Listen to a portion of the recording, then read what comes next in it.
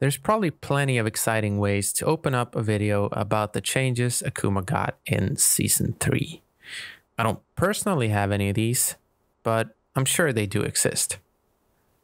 So instead of dilly-dallying around with a bunch of hype, let's just get into it, shall we?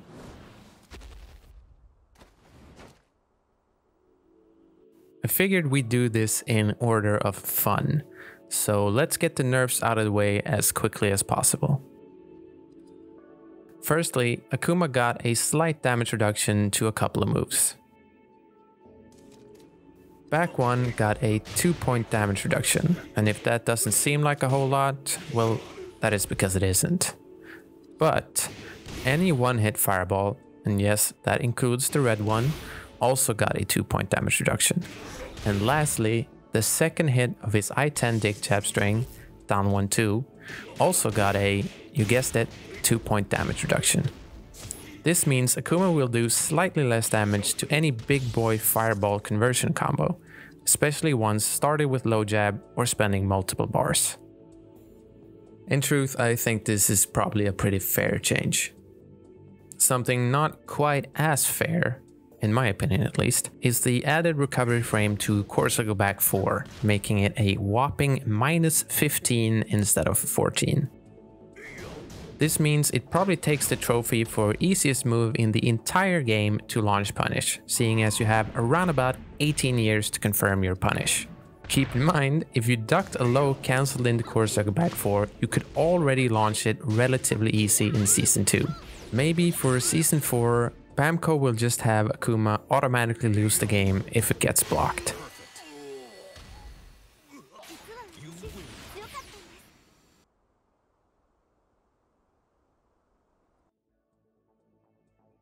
So that was the nerfs. The next couple of moves actually got a bit buffed and also a bit nerfed. First off, we got our old pal, the Raging Demon. I don't know how else to put this, but they took it from us, guys. They took the key charge demon.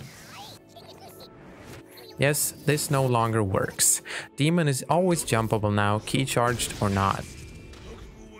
With the exception of the red fireball pushbox glitch.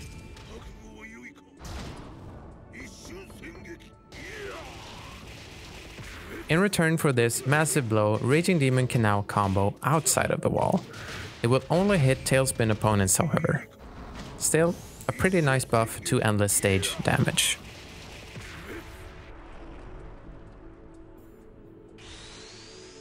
Lastly, and probably the biggest buff imaginable, Bamco has actually succeeded in making Raging Demon even cooler.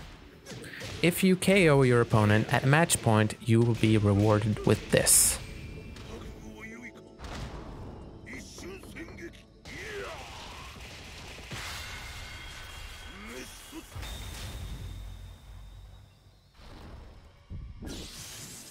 The next move in line in this part of the video is down forward 1-2 and forward 1+2. Let's start with the nerfs first. Down forward 1-2 will no longer bind spike. This means the opponent is not flipped over when hit in the air. For Akuma, this means a couple of things. Firstly, it makes his floor break combos a whole lot worse. Not only is it hard to connect any reasonable resplat after breaking the floor, it is now impossible to get the old forward 1+2 guaranteed rewall from a down forward 1-2 break. You can still do it if you manage to floor break with a move that does bounce back, say Demon Flip 2, but generally executing this now will be unoptimal. Secondly, since it no longer flips over, he lost a really strong Oki tool as well.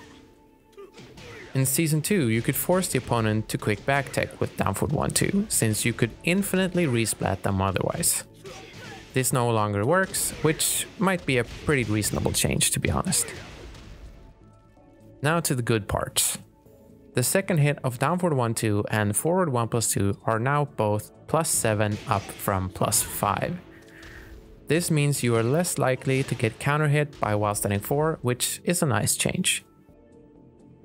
On top of this frame change, the pushback on hit was also greatly reduced. You're still not in clean hit range, however, and the opponent can still backdash your down 3 even if you do dash yourself. To me, the buffs on these moves are relatively small.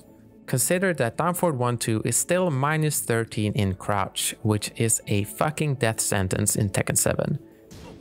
Especially since Bamco buffed while standing 13 punishes for a whole lot more characters in Season 3.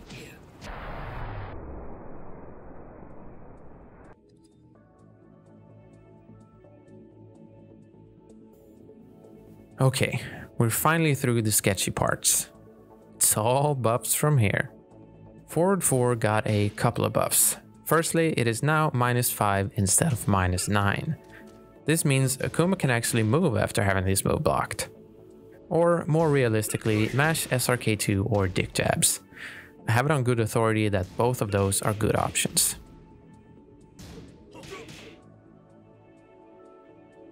Secondly, the move is now a crumple stun instead of a tailspin launch on counter hit. The move pulls quite a bit to Akuma's right though, meaning you will probably have to step before your combo.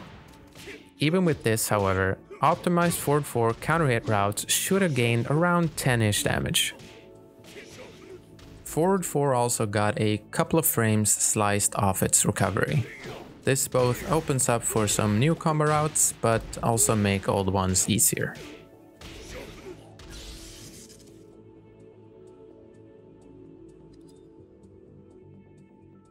In a very similar fashion, forward 3 was also buffed. It's now -4 instead of -9 on block, meaning similar fun Akuma interactions are now available as with forward 4. And on hit, it went from +1 to an astounding +7. This makes it a greater poking tool in general, but also means you actually get to apply pressure after punching things like Death Fist.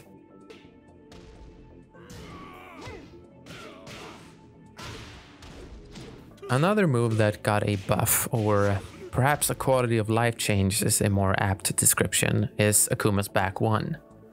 The window to combo from this move was incredibly inconsistent depending on your opponent character in Season 2 and 1.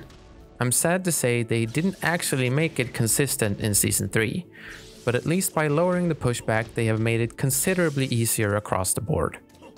There are still outliers, however, with Yoshi's spin window only changing by 1 frame, while someone like Heihachi was made a whole 3 frames easier.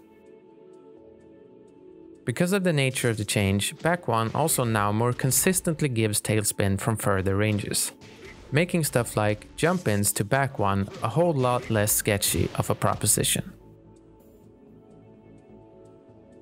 Because of the change in knockback, it is also now possible to combo into Demon Flip 4 from back 1, even if you are on axis. Though keep in mind that this only works on a very few select characters. Lastly, let's take a peek at this new move of his. Down forward 1+2 is an I-20 mid power crush. Obviously someone in the Bamco offices didn't think Akuma had enough disrespect tools already. This move has a couple of interesting qualities to it. It knocks down on normal hit, but it doesn't do anything special on counter hit. It's pretty darn linear, making it very susceptible to steps and sidewalks, and it's also -14 on block. So keep in mind what character you're facing before you start mashing this.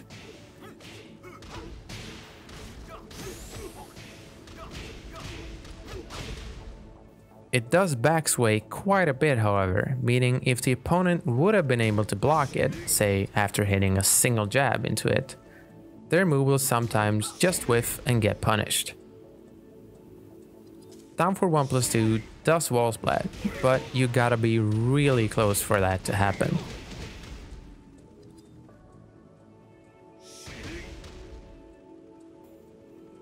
This property also translates to wall and balcony breaks, making it perhaps less useful than at first glance. But hey, Akuma still got a whole lot of other tools in his bag for that, right?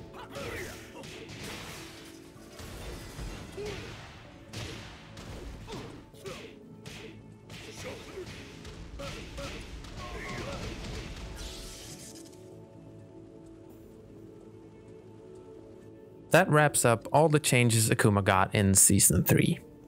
He's very much the same character, albeit like 67 times less fun since there's no longer a key charge demon. But hey, every character took some blows, right? I doubt his overall character strength has been impacted a whole lot, and the leniency of his combos has been significantly improved in some trouble matchups. All in all, Akuma is still really strong. Thanks for watching another video to the end. This one took way too long. I really dislike doing these change videos actually. Like, you have to do so much footage. It's kind of annoying. But I got through it, I guess. Probably missed some stuff, probably some minor things. And obviously other character changes will also impact how Akuma plays, but I hope this is sufficient for people that kind of want to know what the changes actually mean. Yeah, with that being said, if you did like the content, please do consider subscribing or leaving a comment, stuff like that. I like being in touch with the people who watch, and I guess I'll see you next time.